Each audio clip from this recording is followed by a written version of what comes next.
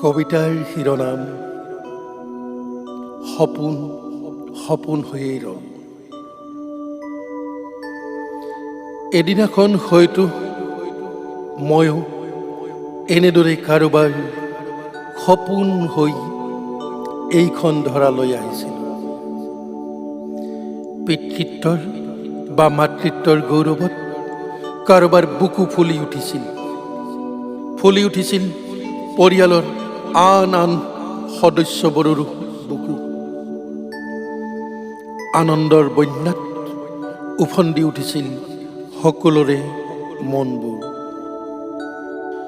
মোকো নিচুকাবলৈ নিচুকনি গীতো গাইছিল। মই কৰা কিমানটা প্ৰশ্নৰ যে উত্তৰ নিদিছিল। মই কৰা আমনিবোৰে, মই কৰা দুষ্টামিবোৰে হয়তো কাৰোবাক আনন্দও দিছিল। সময়ৰ গতিত ময়ো সলনি হৈছিলোঁ। খং কৰিব জানিছিলোঁ, জেদ কৰিব শিকিছিলোঁ, আৰু যে কত কি। এতিয়া সময় বহু সলনি হ'ল। আয়ে দিয়া গাখীৰৰ গিলাচটো বিষ যেন লগা হ'ল। লগৰবোৰে হাতত তুলি দিয়া মদৰ গিলাচটো অমৃত যেন লগা হ'ল। আয়ে কিবা সুধিলে বিৰক্তি লগা হ'ল। পিতাইৰ কথাবোৰ কৰ্কশ যেন লগা হ'ল।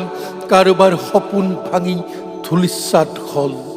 কাৰোবাৰ সপোন হৈয়েই ৰ'ল।